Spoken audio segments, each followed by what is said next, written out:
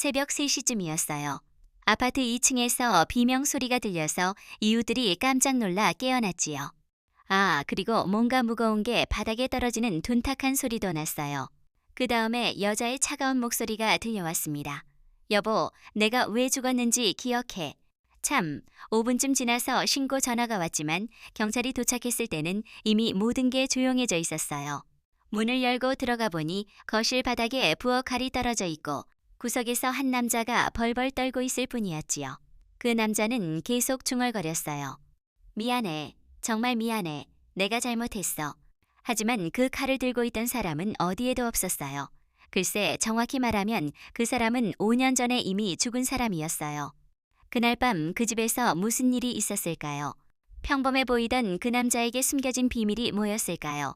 이준호는 그날도 평범한 하루를 보내고 있었어요. 45살, 건설회사에서 15년째 일하는 평범한 회사원이었지요. 저녁 8시에 야근을 마치고 지하철로 집에 가는 길에 스마트폰 게임을 하고 있었어요. 집에 도착해서 현관문을 열자 익숙한 고요함이 그를 맞았어요. 5년 전부터 계속된 이 조용함에 이미 익숙해졌지요. 냉장고에서 맥주 한 캔을 꺼내 소파에 앉아 텔레비전을 켰어요. 오늘 밤 기온이 영하 5도까지 떨어지겠습니다. 외출할 때 따뜻하게 입으세요. 날씨 예보를 들으며 준호는 문득 5년 전 그 무렵을 떠올렸어요. 그때도 이렇게 추운 겨울이었지요. 아내 미영이가 마지막으로 집에 있던 그날도요. 준호는 고개를 저으며 그런 생각을 떨쳐냈어요. 이미 지난 일을 계속 생각해봐야 달라질 게 없으니까요. 맥주를 한 모금 마시고 채널을 돌렸어요. 시계는 밤 10시를 가리키고 있었어요. 평소보다 일찍 잠자리에 들려고 텔레비전을 끄고 일어났어요. 그런데 바로 그 순간이었어요. 똑똑 현관문을 두드리는 소리가 들렸지요. 이 시간에 누가 올 리가 없는데 준호는 고개를 갸웃했어요.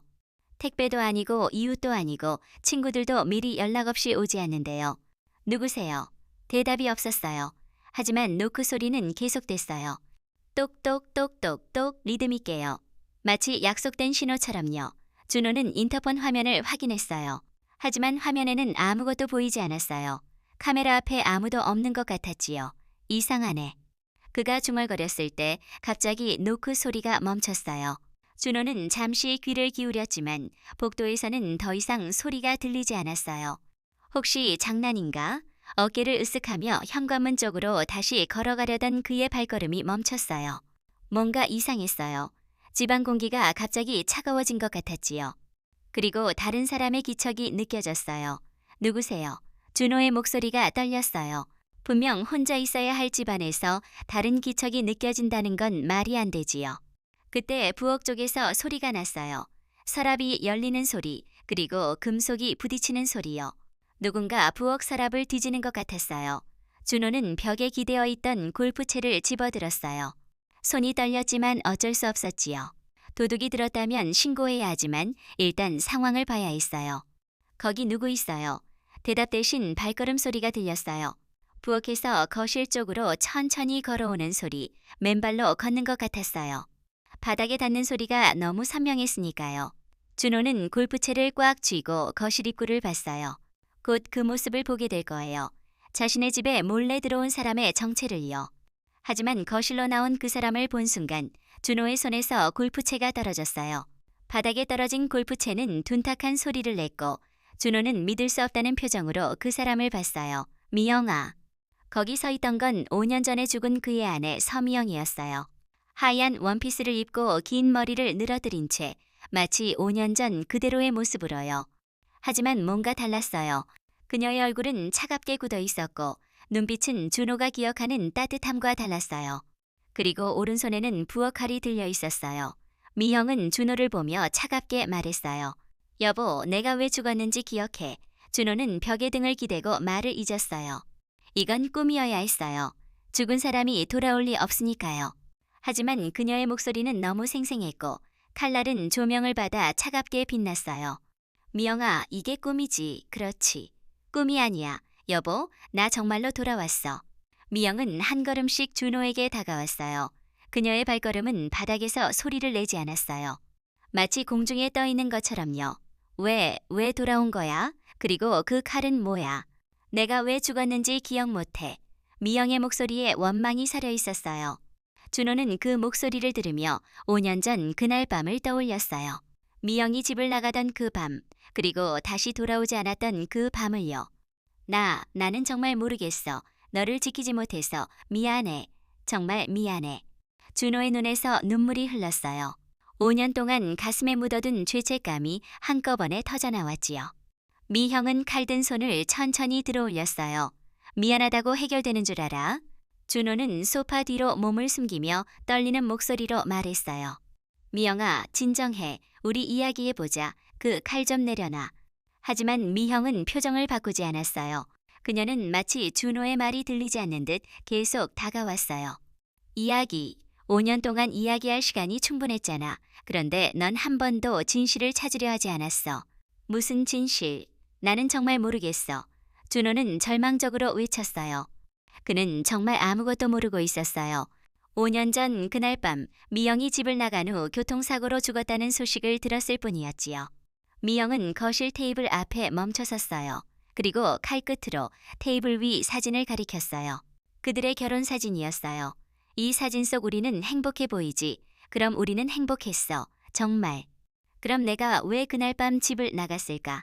준호는 말문이 막혔어요. 사실 그날 밤 그들은 크게 싸웠어요. 사소한 일로 시작된 말다툼이 점점 커져서 미영이 화를 내며 집을 나가버렸지요. 그리고 그것이 마지막이었어요. 우리가 싸웠잖아. 하지만 그건 정말 사소한 일이었어. 내가 죽을 만큼 큰 일이 아니었다고. 미영의 눈에서 차가운 빛이 번뜩였어요. 사소한 일 정말 그렇게 생각해. 준호는 그날 밤을 떠올려 봤어요. 미영이 늦게 들어온 것 때문에 시작된 다툼이었어요. 회사 회식이 늦게 끝났다는 미형의 말을 준호는 믿지 않았어요. 요즘 미영이 자주 늦게 들어오고 핸드폰을 자주 확인하는 게 수상했기 때문이지요. 너 요즘 이상해. 대체 누구랑 만나고 다니는 거야? 그때 준호가 했던 말이 떠올랐어요. 미영은 그 말에 크게 상처받은 표정을 지었어요. 당신은 나를 믿지 않는구나. 결혼한 지 3년이나 됐는데도. 믿고 싶어도 요즘 내 행동이 너무 수상해서. 수상하다고 내가 바람 피운다는 뜻이야. 그 말에 준호는 대답하지 못했어요. 사실 그런 의심을 하고 있었으니까요. 미형은 실망한 표정으로 고개를 저었어요.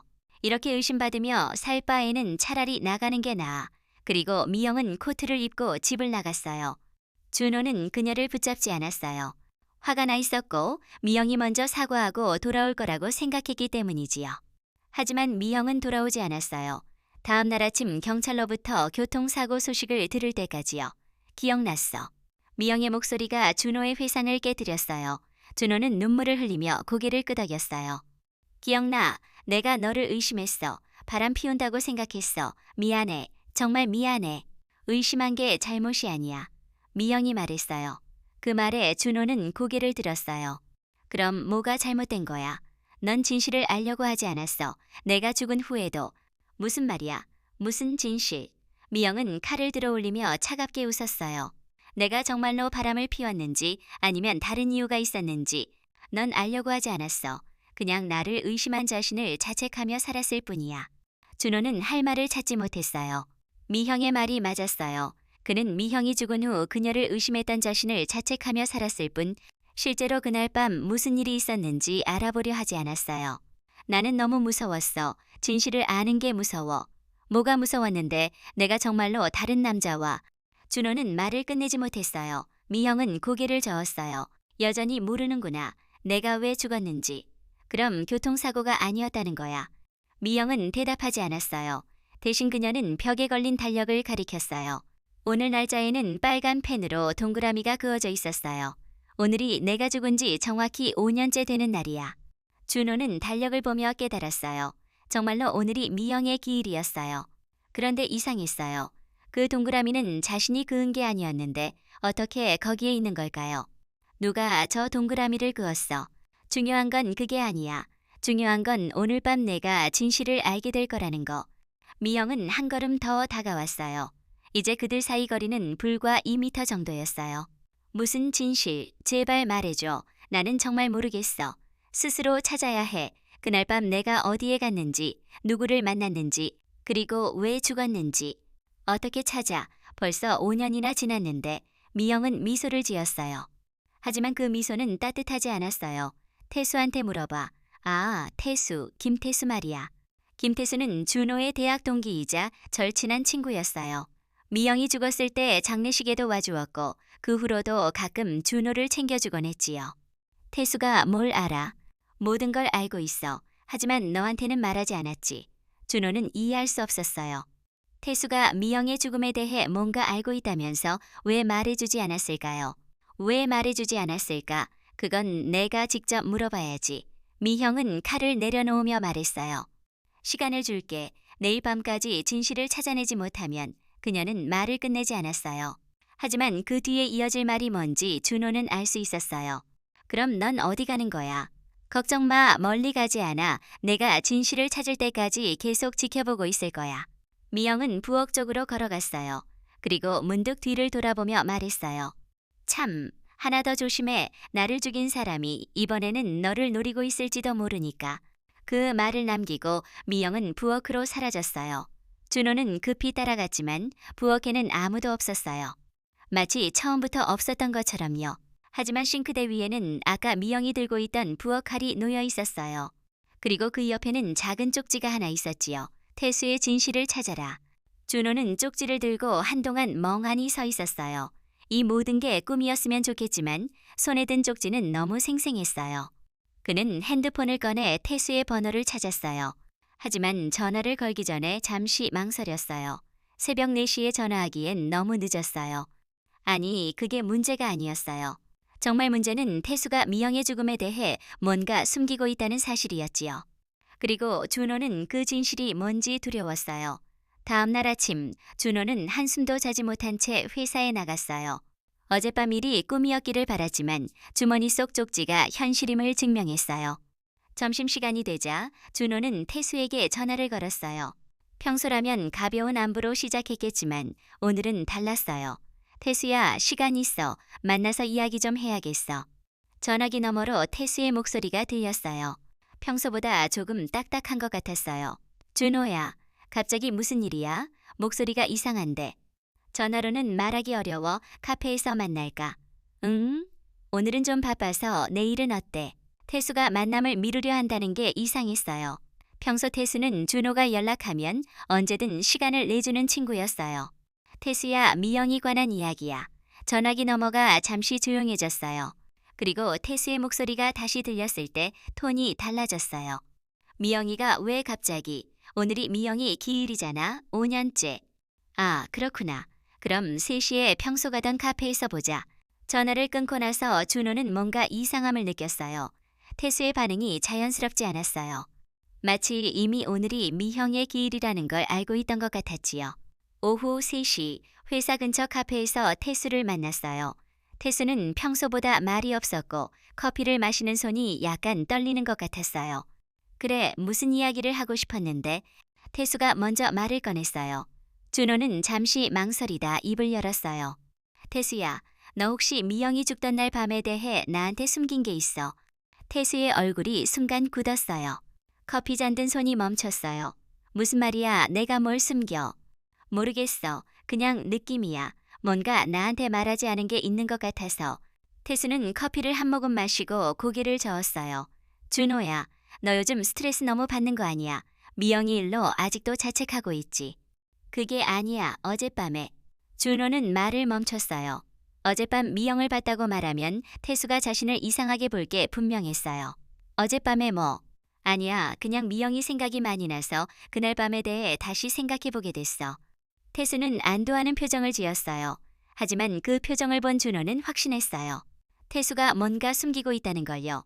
태수야, 솔직히 말해줘. 미영이가 그날 밤 어디에 갔는지. 너 알고 있지? 내가 어떻게 알아? 나는 그때 집에 있었어. 정말. 확실해. 태수의 눈이 흔들렸어요.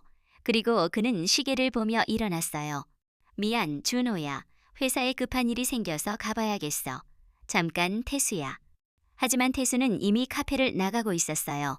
준호는 급히 따라 나가 그의 팔을 잡았어요. 왜 도망가려고 해? 뭔가 숨기는 게 있으니까 그러는 거 아니야. 도망간다니, 정말 급한 일이 있다고.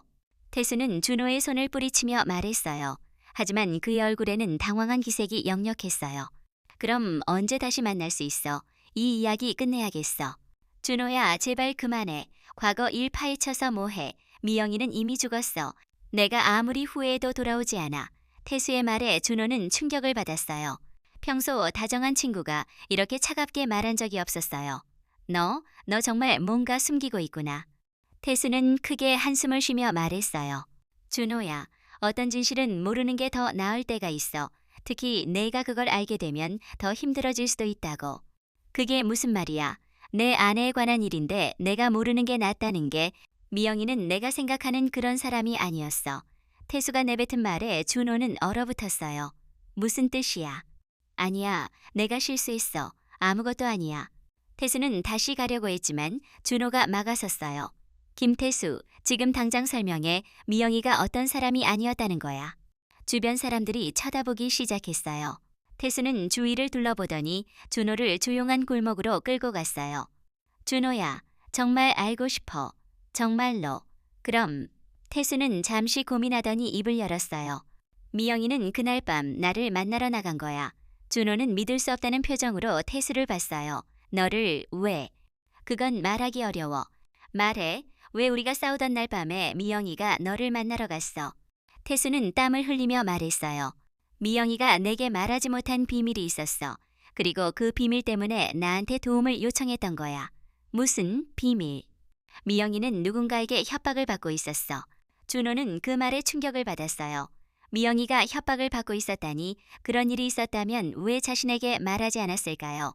누구한테 왜? 그건 나도 정확히 몰라. 미영이가 자세히 말해주지 않았거든. 다만 누군가 미영이의 과거에 대해 알고 있는 것 같았어. 미영이 과거, 무슨 과거? 태수는 고개를 저었어요. 그것까지는 나도 몰라. 미영이가 말해주지 않았어. 다만 그 사람이 계속 돈을 요구하고 있었다는 것만 알아. 준호는 머리가 복잡해졌어요. 미영이가 돈을 요구받고 있었다는 것, 그리고 그것 때문에 태수에게 도움을 요청했다는 것. 모든 게 새로웠어요. 그럼 그날 밤에 미영이가 너를 만난 이유는 마지막으로 도움을 요청하려고 했던 것 같아. 하지만 태수는 말을 멈췄어요. 하지만 뭐? 미영이가 약속 장소에 나타나지 않았어. 1시간 기다렸는데도. 그럼 그 시간에 사고가 난 거야. 태수는 고개를 끄덕였어요. 아마 그런 것 같아. 나한테 오던 중에. 준호는 분노가 치밀었어요. 그럼 왜 그때 말하지 않았어? 경찰한테도 나한테도 말할 수 없었어. 미영이가 마지막에 나한테 부탁했거든. 절대 너한테는 말하지 말라고. 왜 나한테 말하지 말라고 했어? 태수는 괴로운 표정을 지었어요. 내가 자책할까봐. 미영이는 내가 자신을 의심한 것에 화가 나긴 했지만 그래도 널 사랑했어. 그래서 너까지 이 일에 끼어들어 고통받는 걸 원하지 않았던 거야. 준호는 무릎이 꺾이는 것 같았어요. 미영이가 혼자서 그 모든 고통을 견디려 했다는 것. 그리고 자신은 그것도 모르고 의심만 했다는 거요. 그럼 미영이를 협박한 사람은 그 사람이 미영이를 죽인 거야. 태수는 고개를 저었어요. 그건 몰라. 정말로 사고였을 수도 있고 아니면 미영이가 스스로. 태수는 끝까지 말하지 못했어요. 하지만 준호는 그의 말뜻을 알 수 있었어요. 설마 미영이가 스스로 목숨을. 모르겠어. 정말 모르겠어. 그냥 추측일 뿐이야. 준호는 한동안 말을 하지 못했어요. 미영이가 그렇게 힘들어했다는 것, 그리고 자신은 그것을 전혀 눈치채지 못했다는 게 너무 가슴 아팠어요. 태수야, 그 협박범에 대해 더 자세히 아는 거 없어? 태수는 잠시 망설이더니 말했어요. 한 가지만 더 말해줄게. 미영이가 마지막에 한 말이 있어. 뭐라고 했어? 조심하라고. 그 사람이 이번에는 너를 노릴 수도 있다고. 준호는 온몸에 소름이 돋았어요. 어젯밤 미영이 했던 말과 똑같았지요. 태수야, 혹시 그 협박범이 누군지 짐작이라도 가는 사람 있어? 태수는 고개를 저으며 시계를 봤어요. 정말 모르겠어. 그리고 준호야, 부탁인데 이 일은 더 이상 파헤치지 마. 위험할 수도 있어. 그 말을 남기고 태수는 떠났어요. 준호는 혼자 골목에 서서 모든 것을 정리해 보려 했어요. 미영이가 협박을 받고 있었다는 것, 그날 밤 태수를 만나려 했다는 것, 그리고 자신이 위험에 처할 수도 있다는 것. 하지만 여전히 의문은 남아 있었어요. 미영이를 협박한 사람은 누구일까요? 그리고 정말로 그 사람이 이번에는 자신을 노리고 있는 걸까요? 준호는 주머니에서 어젯밤 미영이 남긴 쪽지를 꺼내봤어요. 태수의 진실을 찾아라라고 쓰여 있었어요. 태수의 진실은 일부 알아냈어요. 하지만 아직 모르는 게 많았어요. 그리고 준호는 느낄 수 있었어요. 태수가 아직도 뭔가 더 숨기고 있다는 걸요. 그날 밤 집에 돌아온 준호는 미영의 유품이 담긴 상자를 꺼냈어요. 5년 동안 한 번도 열어보지 않았던 상자였어요. 너무 아파서 볼 수 없었거든요. 상자 안에는 미형의 일기장, 사진들, 그리고 몇 가지 개인 물품들이 들어 있었어요. 준호는 떨리는 손으로 일기장을 꺼냈어요. 혹시 협박에 관한 내용이 있을지도 모른다는 생각에서였어요. 일기장을 펼쳐보니 미영의 단정한 글씨가 눈에 들어왔어요. 마지막 페이지부터 거꾸로 읽어보기 시작했어요. 오늘도 그 사람에게서 전화가 왔다.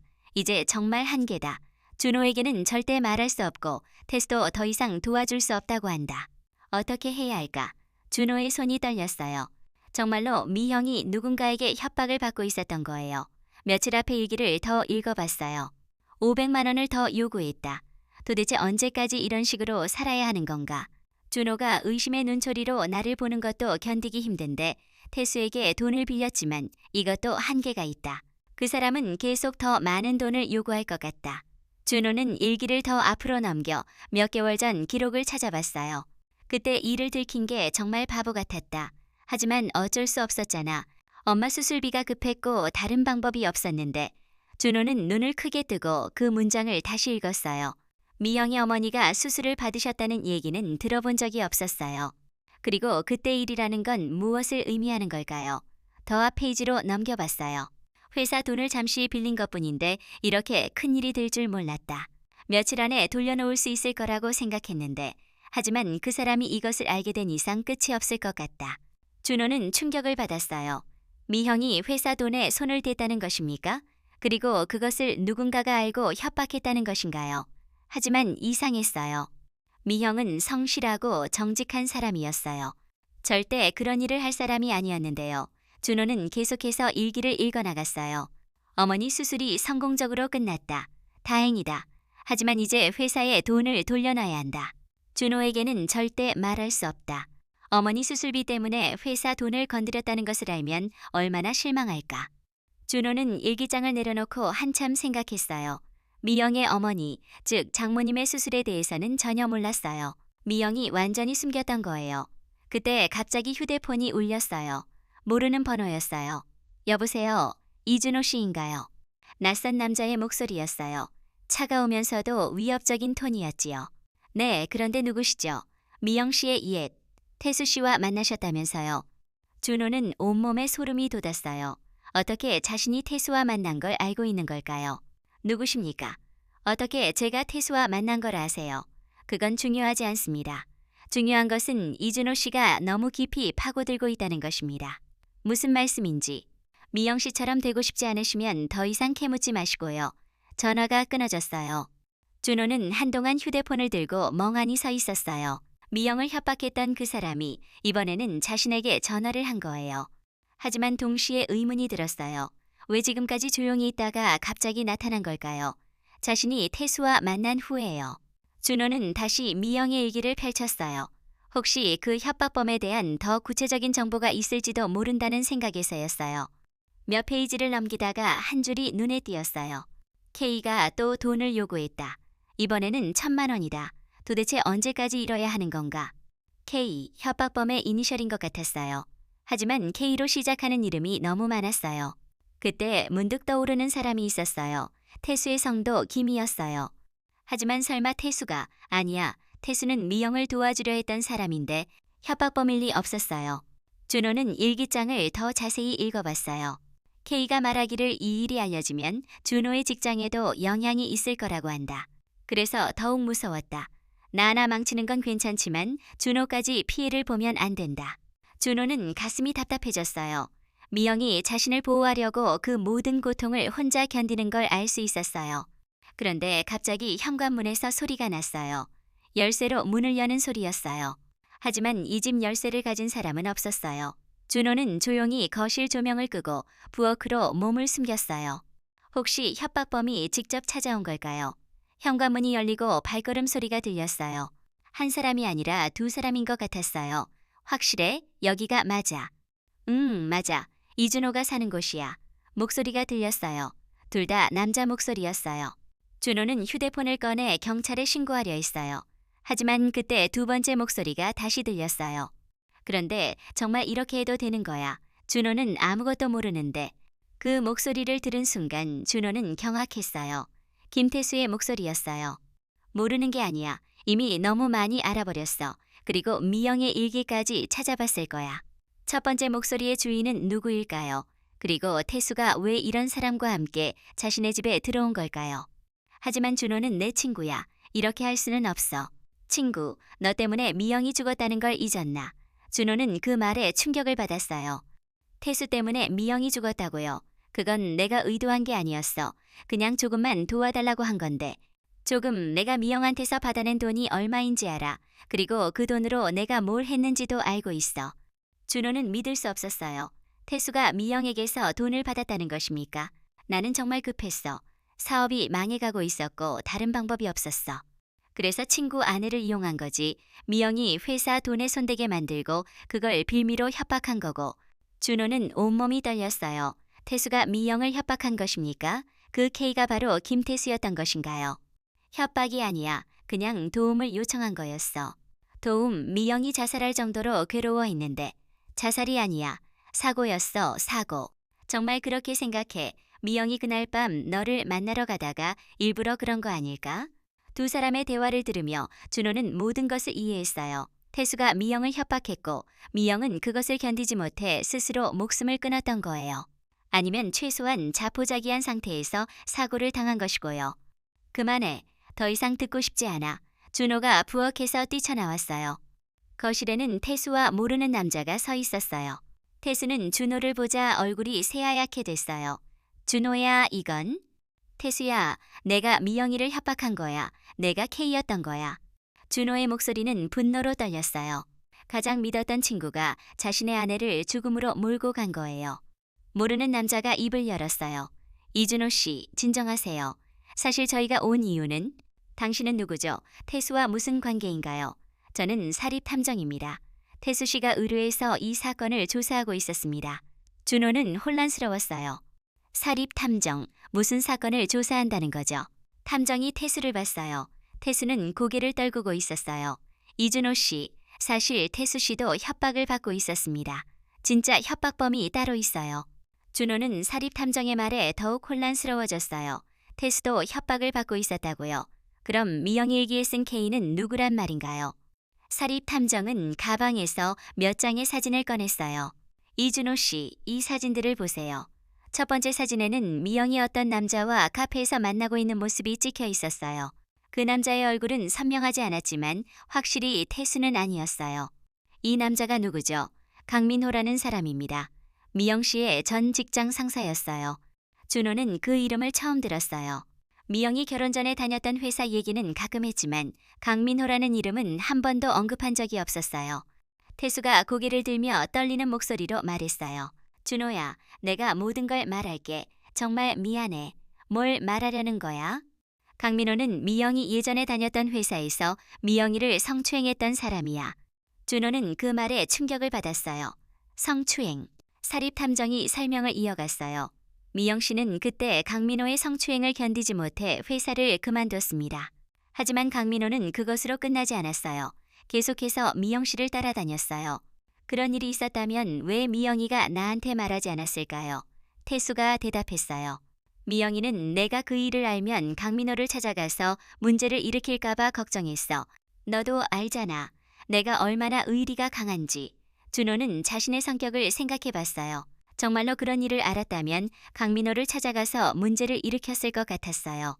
그럼 강민호가 미영이를 협박한 거군요. 사립탐정이 고개를 끄덕였어요. 강민호는 미영 씨가 결혼한 후에도 계속 연락했습니다. 처음에는 단순한 따라다니기였지만 나중에는 돈을 요구하기 시작했어요. 무슨 명목으로요? 미영 씨가 회사를 그만둘 때 회사 비밀을 가져간 걸 빌미로 했습니다. 물론 미영 씨는 그런 걸 가져가지 않았지만 강민호가 조작한 증거들이 있었거든요. 준호는 분노가 치밀었어요. 그런 비겁한 방법으로 미영을 괴롭혔다니. 그럼 미영이가 회사 돈에 손댄 것도 강민호가 요구한 돈을 마련하기 위해서였어요. 미영 씨는 다른 방법이 없었어요. 태수가 괴로운 표정으로 말했어요. 나도 그때 강민호한테 협박받고 있었어. 내 사업 자금을 대출받을 때 서류를 조작한 걸 들켰거든. 강민호가 그것을 알고 나한테도 돈을 요구했어. 그럼 너도 피해자였던 거야. 맞아. 하지만 나는 미영이만큼 견디지 못했어. 그래서 미영이한테 도움을 요청했고 그게 미영이를 더 힘들게 만들었어. 준호는 모든 상황을 이해하기 시작했어요. 태수와 미영이 모두 강민호에게 협박받고 있었고 서로 도우려다가 더 큰 문제에 빠진 거였어요. 그럼 미영이가 그날 밤 태수를 만나려고 한 이유는 사립탐정이 답했어요. 강민호가 더 큰 돈을 요구했거든요. 2천만 원을 미영 씨 혼자서는 감당할 수 없는 금액이었습니다. 그래서 나한테 마지막으로 도움을 요청하려고 했던 거야. 태수의 목소리에 눈물이 섞여 있었어요. 미영이는 약속 장소에 나타나지 않았어. 나는 1시간 기다렸지만 그 시간에 사고가 난 거군요. 사립탐정이 고개를 끄덕였어요. 네? 하지만 그게 정말 사고였는지는 의문입니다. 무슨 뜻이에요? 강민호가 미영 씨를 계속 따라다니고 있었거든요. 그날 밤에도 마찬가지였을 거예요. 준호는 온몸에 소름이 돋았어요. 설마 강민호가 미영이를, 확실한 증거는 없습니다. 하지만 정황상 의심스러운 점이 많아요. 그때 태수가 주머니에서 휴대폰을 꺼냈어요. 준호야, 사실 오늘 강민호한테서 연락이 왔어. 너 뭐라고 했어? 너를 조용히 시키라고, 더 이상 과거 일을 파헤치지 못하게 하라고. 준호는 오늘 받았던 협박 전화를 떠올렸어요. 그럼 오늘 나한테 전화한 사람도 강민호였겠군. 사립탐정이 고개를 끄덕였어요. 강민호는 이준호 씨가 진실에 가까워지는 것을 두려워하고 있습니다. 왜요? 미영이는 이미 죽었는데. 강민호가 진짜 두려워하는 것은 자신의 범죄가 드러나는 겁니다. 성추행, 협박, 그리고 만약 미영 씨의 죽음에 개입했다면 살인까지. 준호는 주먹을 꽉 쥐었어요. 그럼 지금 강민호는 어디에 있어요? 그것을 찾고 있는 중입니다. 강민호는 매우 조심스럽게 행동하고 있어요. 태수가 말했어요. 준호야, 우리가 여기 온 이유는 너를 보호하기 위해서야. 강민호가 직접 나타날 수도 있어. 보호, 나는 미영이처럼 당하고만 있을 생각 없어. 준호는 일어서며 말했어요. 강민호를 찾아야 해. 미영이가 받은 고통을 그대로 갚아줘야 해. 사립탐정이 손을 저었어요. 위험합니다. 강민호는 이미 사람을 죽였을 가능성이 있어요. 그럼 어떻게 하자는 거예요? 계속 숨어만 살려고요. 그때 갑자기 현관문에서 소리가 났어요. 누군가 문을 따려고 하는 소리였어요. 세 사람은 조용히 했어요. 사립탐정이 준호에게 속삭였어요. 뒤쪽 창문으로 나가세요. 제가 시간을 벌어드릴게요. 준호는 고개를 저었어요. 아니에요. 이제 도망치지 않을 거예요. 강민호라면 여기서 끝내겠어요. 태수가 준호의 팔을 잡았어요. 준호야, 너무 위험해. 태수야, 너는 5년 동안 이 비밀을 갖고 살면서 얼마나 힘들었어. 이제 끝내자. 현관문이 열리는 소리가 났어요. 그리고 발걸음 소리가 들렸어요. 하지만 거실로 들어온 사람을 본 순간 세 사람 모두 놀랐어요. 거기 서 있던 건 강민호가 아니라 미영이었어요. 어젯밤과 똑같은 하얀 원피스를 입고 똑같이 차가운 표정을 하고 있었어요. 여보, 아직도 진실을 다 알지 못했구나. 미영이 말했어요. 태수와 사립탐정은 미영을 보고 경악했어요. 이게 뭐야? 미영이는 죽었잖아. 하지만 준호는 차분했어요. 어젯밤 경험이 있었기 때문이지요. 미영아, 강민호에 대해서는 알았어. 그럼 이제 끝난 거 아니야. 미영은 고개를 저었어요. 아직 절반밖에 알지 못했어. 정말 중요한 진실은 따로 있어. 뭔데? 미영은 태수를 보며 말했어요. 태수에게 물어봐. 내가 정말로 어떻게 죽었는지. 태수의 얼굴이 새하얗게 됐어요. 미영아, 그건 말해. 태수, 그날 밤 무슨 일이 있었는지. 사립탐정도 태수를 봤어요. 뭔가 더 큰 비밀이 있다는 걸 느꼈어요. 태수는 한참 동안 말을 하지 못했어요. 그리고 마침내 떨리는 목소리로 입을 열었어요. 준호야, 미안해. 나는 그날 밤 미영이를 구하려고 했어. 하지만 내가 실수를 했어. 미영이 차갑게 웃었어요. 실수, 그게 실수였다고 생각해. 준호는 두 사람의 대화를 들으며 불안해졌어요. 뭔가 더 큰 진실이 숨어 있다는 걸 느꼈어요. 태수야, 대체 무슨 일이 있었던 거야? 태수는 고개를 떨구고 한참 말을 하지 못했어요.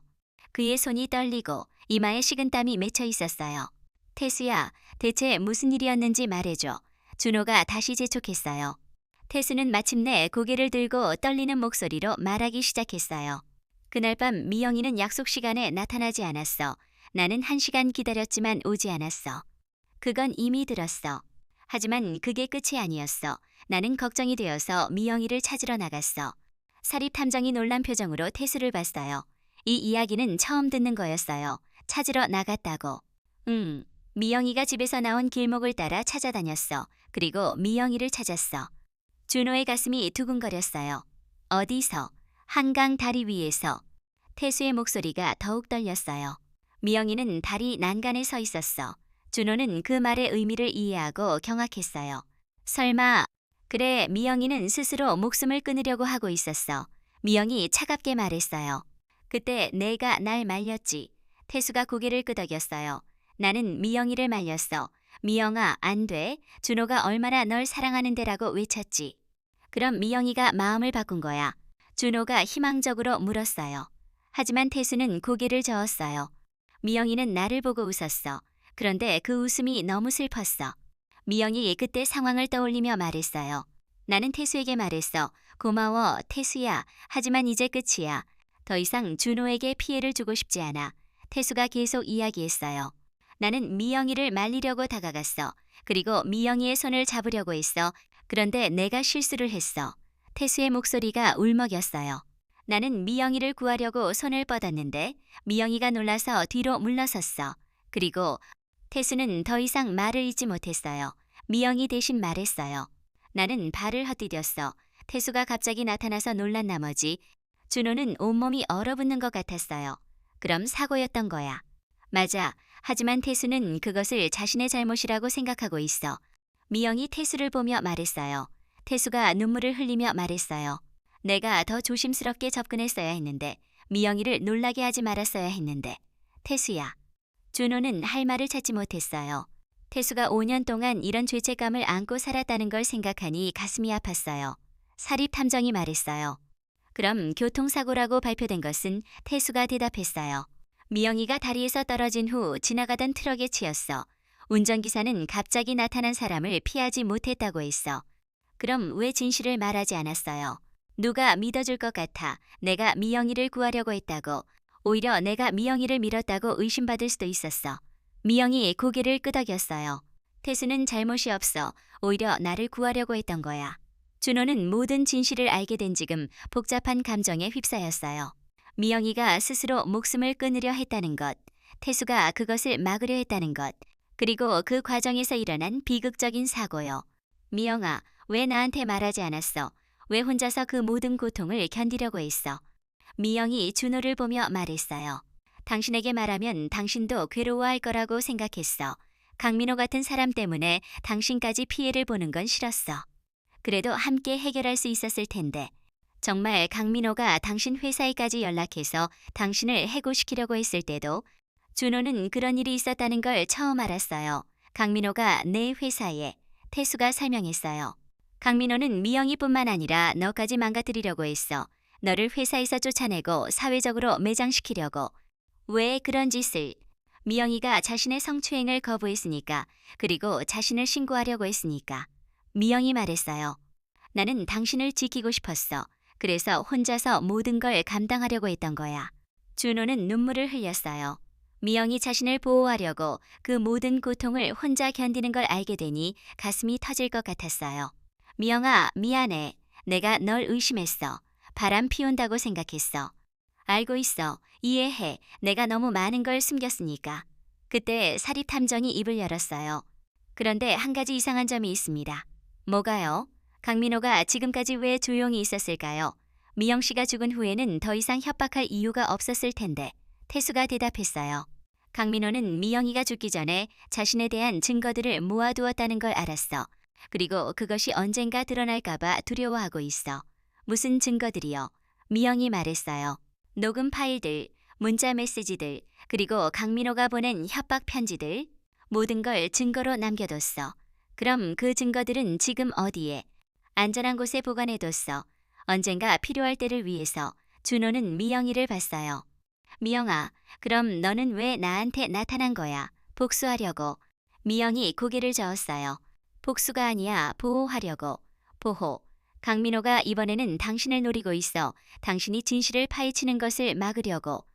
사립탐정이 놀라며 말했어요. 그럼 이준호 씨가 위험하다는 말씀인가요?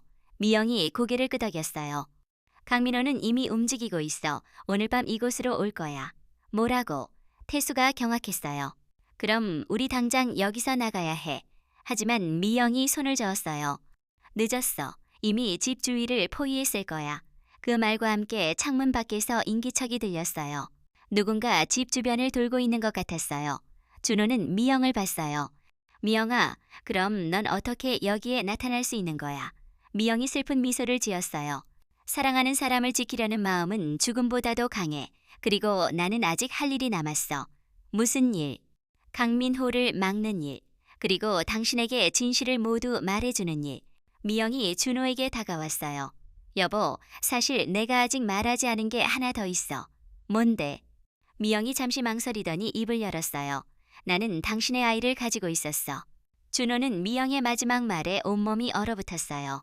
아, 아이를, 우리 아이를. 미영이 고개를 끄덕였어요. 임신 3개월째였어. 강민호의 협박 때문에 당신에게 말할 수 없었어. 준호는 무릎이 꺾이는 것 같았어요. 미영이 혼자서 임신의 기쁨도 협박의 공포도 모든 걸 견디는 게 너무 가슴 아팠어요. 왜 말하지 않았어? 아이 얘기라도 있으면 내가 모든 걸 해결해 줬을 텐데. 그래서야 당신이 알면 무슨 일이라도 할 거라는 걸 알고 있었어. 강민호 같은 사람을 상대로 무리를 할까봐 무서웠어. 태수도 충격받은 표정이었어요. 미영아, 나도 몰랐어. 그걸 알았다면 어쨌을 거야. 더 위험한 일을 했겠지. 미영이 슬픈 미소를 지었어요. 나는 우리 아이를 지키고 싶었어. 그리고 당신도 지키고 싶었어. 그때 갑자기 현관문이 힘차게 열렸어요. 문을 따는 소리도 없이 열쇠로 문을 연 것처럼요. 위협적인 발걸음이 현관에서 들려왔어요. 이준호, 나와. 굵고 거친 남자 목소리가 집안에 울려 퍼졌어요. 사립탐정이 준호에게 속삭였어요. 강민호입니다. 미영이 준호 앞을 가로막으며 섰어요. 당신은 뒤로 물러서 있어. 미영아, 위험해. 하지만 미영은 흔들리지 않았어요. 그녀의 손에는 어느새 부엌칼이 들려 있었어요. 강민호가 거실로 들어왔어요. 키가 크고 건장한 40대 후반의 남자였어요. 그의 얼굴에는 차가운 분노가 서려 있었어요. 5년 만이구나. 강민호는 미영을 보고 잠시 당황한 기색을 보였어요. 이상하게 죽은 사람이 여기 왜 서 있지? 하지만 곧 비웃으며 말했어요. 아, 분장인가? 아니면 미영이와 닮은 사람을 고용한 건가? 미영이 차갑게 답했어요. 강민호, 5년 동안 잘 지냈어. 강민호는 미영의 목소리를 듣고 얼굴이 새하얗게 됐어요. 이건 말이 안 돼. 내가 내 죽는 걸 직접 봤는데. 직접 봤다고. 준호가 분노하며 일어났어요. 그럼 당신이 그때 거기 있었다는 거군요. 강민호는 자신의 실수를 깨닫고 당황했어요. 아, 아니다. 그게 아니라. 사립탐정이 강민호를 향해 다가서며 말했어요. 강민호 씨, 당신은 미영 씨의 죽음을 목격했군요. 그럼 왜 신고하지 않았습니까? 나는 그냥 우연히. 태수가 떨리는 목소리로 말했어요. 강민호, 내가 그때 거기 있었구나. 내가 미영이를 따라온 거였어. 강민호는 더 이상 변명할 수 없다는 걸 깨달았어요. 그래, 맞다. 내가 미영이를 따라갔어. 내 돈을 받아내려고. 돈, 협박으로 뜯어낸 돈 말이야. 준호가 주먹을 쥐며 다가섰어요. 당신이 내 아내를 죽음으로 몰고 간 거야. 강민호가 웃었어요. 죽음으로 몰고 갔다고? 미영이는 스스로 다리에서 뛰어내렸어. 내가 뭘 했다고? 당신의 협박 때문이잖아. 협박? 그냥 정당한 대가를 요구한 것뿐이야. 미영이 한 걸음 앞으로 나가며 말했어요. 정당한 대가 성추행하고 따라다니고 협박한 게 정당하다고. 강민호는 미영을 보며 소름 끼치는 웃음을 지었어요.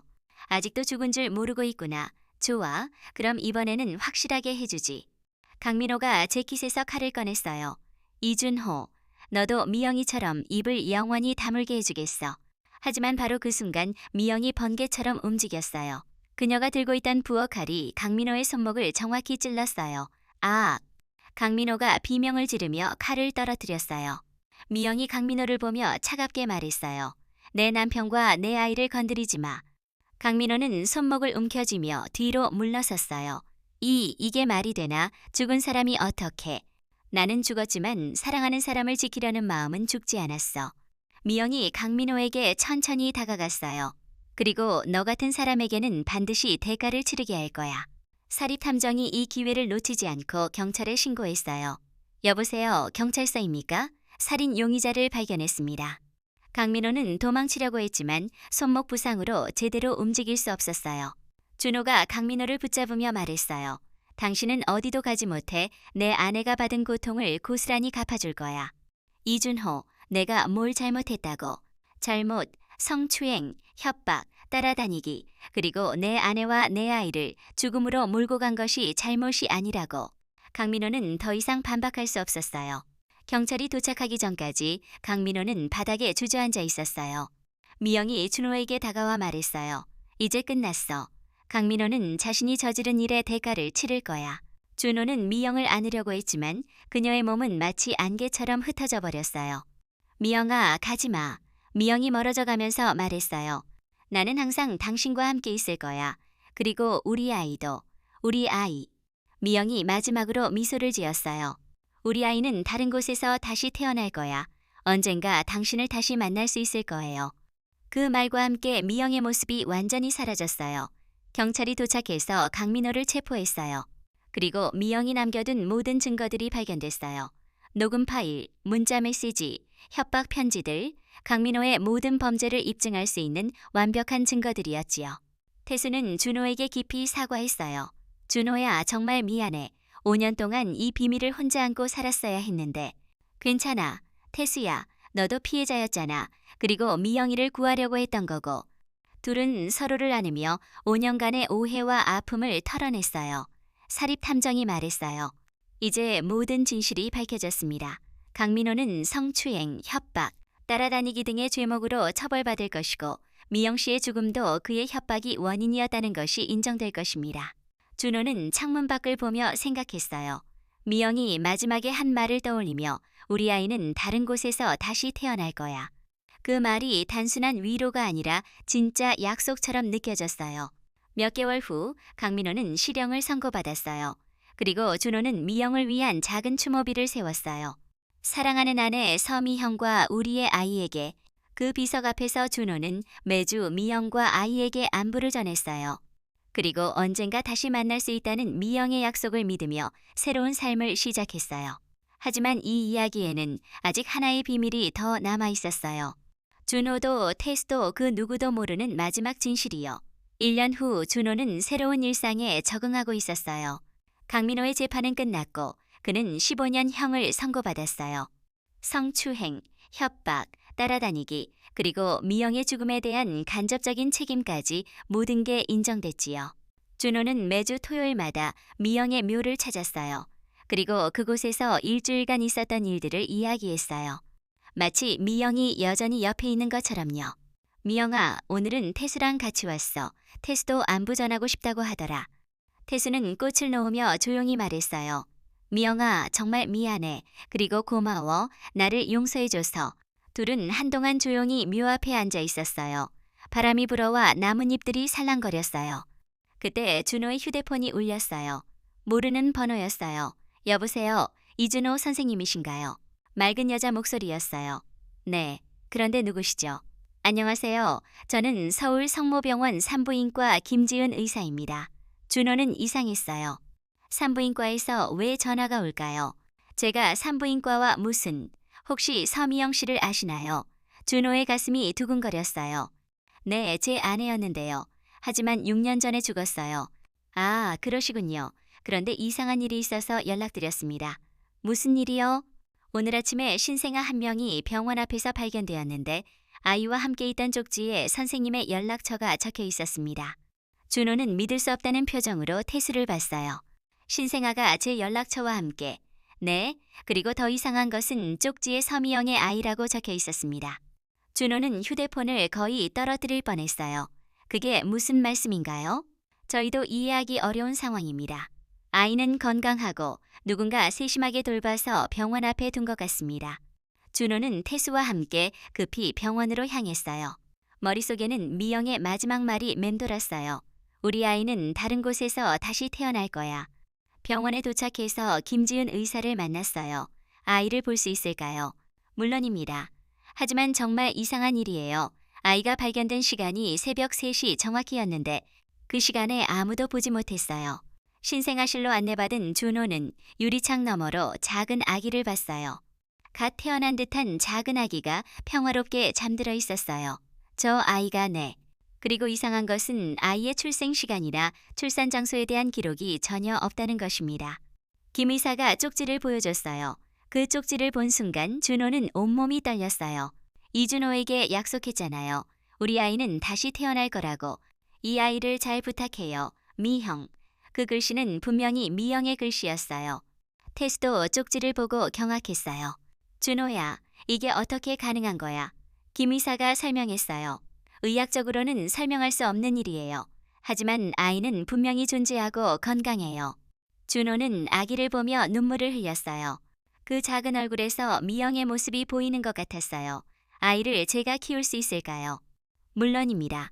법적인 절차는 필요하지만 쪽지에 명시되어 있고 다른 보호자도 없으니까요. 몇 주 후 모든 절차가 끝나고 준호는 아이를 집으로 데려왔어요. 아이의 이름은 서미영의 미와 이준호의 준을 따서 준미라고 지었어요. 집에서 아이를 돌보는 첫날 밤 신기한 일이 일어났어요. 아이가 울기 시작했을 때 갑자기 집안 공기가 따뜻해졌어요. 그리고 아이는 마치 누군가 달래주는 것처럼 금세 잠들었어요. 준호는 그 순간 미영의 존재를 느꼈어요. 미영아, 고마워, 정말 고마워. 그날 밤 꿈에서 준호는 미영을 만났어요. 미영은 하얀 드레스를 입고 환하게 웃고 있었어요. 여보, 약속 지켰지. 어떻게 이런 일이 가능해? 사랑하는 마음은 죽음보다 강해. 그리고 새 생명을 만드는 기적도 가능하게 해. 그럼 준미는 우리 아이야. 내가 못다한 사랑을 준미를 통해서 전할 거야. 미영이 준호의 손을 잡았어요. 하지만 이제 나는 정말로 가야 해. 이제 안심이야. 가지마, 미영아. 나는 항상 준미 곁에 있을 거야. 그리고 당신 마음속에도. 미영이 점점 멀어져 갔어요. 준미를 잘 키워줘. 그리고 행복하게 살아. 준호가 깨어났을 때는 아침이었어요. 옆에서 준미가 평화롭게 잠들어 있었어요. 그리고 준호는 깨달았어요. 이 모든 일이 미영이 마지막으로 준 선물이라는 걸, 자신이 혼자가 아니라는 걸 알려주고 새로운 희망을 주려고 한 것이라는 걸요. 몇 년이 지났어요. 준미는 건강하게 자랐고 때때로 아무도 없는 곳을 보며 웃거나 손을 흔들곤 했어요. 준호는 그때마다 미영이 준미와 함께 있다는 걸 느꼈어요. 준미가 5살이 되던 해 처음으로 미영에 대해 물어봤어요. 아빠, 엄마는 어디에 있어요? 준호는 준미를 무릎에 앉히고 조심스럽게 말했어요. 엄마는 하늘나라에 있어. 하지만 항상 준미와 아빠를 지켜보고 있어. 하늘에서 뭐 해요? 엄마는 천사가 되어서 다른 사람들을 도와주고 있어. 준미가 고개를 끄덕였어요. 아빠, 저도 엄마 봤어요. 언제? 매일 밤이요. 엄마가 와서 자장가 불러줘요. 준호는 눈물이 났어요. 미영이 정말로 준미 곁에 있었던 거예요. 엄마가 뭐라고 하시니? 아빠 사랑하고 준미도 사랑한다고 해요. 그리고 행복하게 살라고 해요. 그 말을 듣고 준호는 모든 걸 이해했어요. 미영이 자신에게 준 마지막 선물의 의미를, 그리고 왜 이런 기적이 일어났는지를요. 미영은 죽어서도 사랑하는 사람들을 지키고 있었어요. 그리고 새로운 생명을 통해 그 사랑을 계속 전하고 있었던 거예요. 준호는 준미를 안으며 마음속으로 미영에게 말했어요. 미영아, 고마워. 준미를 보내줘서 고마워. 그리고 사랑해. 영원히 사랑해. 바람이 불어와 창문을 살짝 흔들었어요. 마치 미영이 대답하는 것 같았어요. 그날 밤 준호는 처음으로 평안한 잠에 들었어요. 죄책감도 그리움도 외로움도 없는 진정한 평안이었어요. 미영이 마지막으로 원했던 것, 준호가 행복하게 사는 것이 이제야 가능해진 거예요. 그리고 준미는 매일 밤 엄마의 자장가를 들으며 자랐어요. 세상에서 가장 사랑받는 아이로요. 이것이 바로 죽음보다 강한 사랑이 만들어낸 기적이었어요. 미영의 사랑은 죽음을 넘어서 새로운 생명으로 다시 태어났고 그 사랑은 앞으로도 계속될 거예요. 사랑하는 사람을 잃는다는 것은 끝이 아니에요. 진정한 사랑은 죽음을 넘어서 다른 형태로 계속 이어지는 것이니까요. 준호와 준미, 보이지 않지만 함께 있는 미영, 세 사람의 새로운 가족 이야기가 이제 시작된 거예요. 아이고, 여러분 이 이야기를 들으며 사랑의 힘을 다시 느껴보시기 바랍니다. 가족을 소중히 여기시고 건강 잘 챙기세요.